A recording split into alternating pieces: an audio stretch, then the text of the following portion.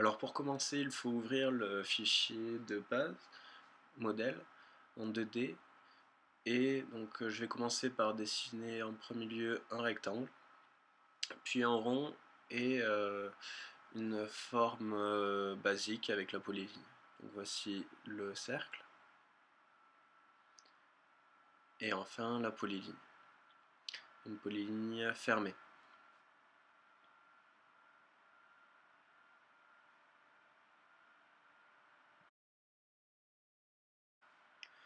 Ensuite, on accède à l'onglet modélisation, donc en haut à gauche.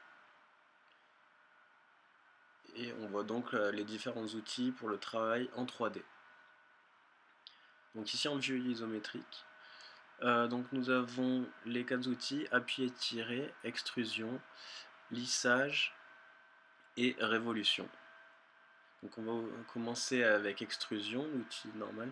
En sélectionnant donc les formes, on peut les extruder. Donc ici en vue 2D filaire, on ne voit pas bien, donc on passe en vue conceptuelle, ce qui nous permet de voir vraiment les formes en 3D.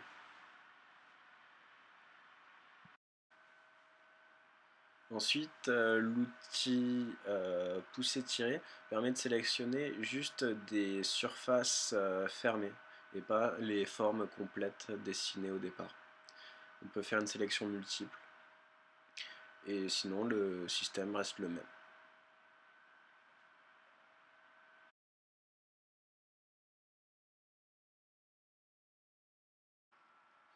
Donc nous allons voir la révolution avec cette nouvelle forme constituée donc d'une polyline et d'une spline qui ne sont pas jointes. Donc on sélectionne les deux formes et ensuite on choisit l'axe de révolution. Ici le problème c'est que l'objet créé est en fait une surface, donc c'est un objet vide. Donc pour remédier à ce problème, on va sélectionner la spline et la polyligne et les joindre. Et grâce à cela, on va obtenir par la suite un solide.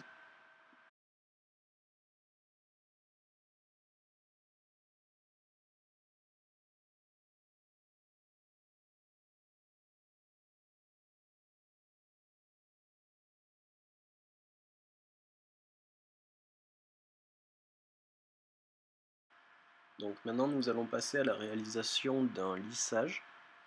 Donc pour cela, déjà dessiner une forme quelconque sur un plan 2D. Ensuite ce qu'on va faire, c'est changer de plan de travail, donc de SCU. Ce nouveau plan de travail que je vais créer sera simplement au-dessus du premier. Voilà, donc là il est créé.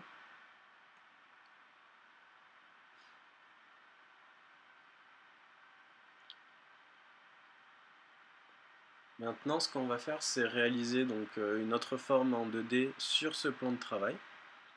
Donc là je crée un cercle.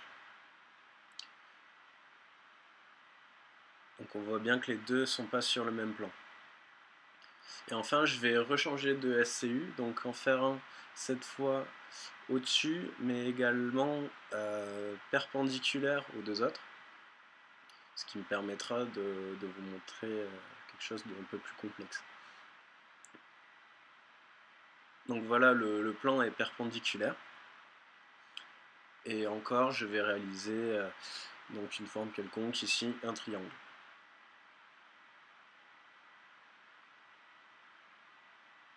Voilà. Donc là, je repars sur le SCG, donc le plan de travail de base, et je sélectionne lissage. Donc je sélectionne maintenant les différentes formes, mais attention dans l'ordre où je veux les relier. Donc d'abord le rectangle, puis le cercle, puis enfin le triangle. Et donc ici, j'ai ma forme finale. En conceptuel, on la voit comme ceci.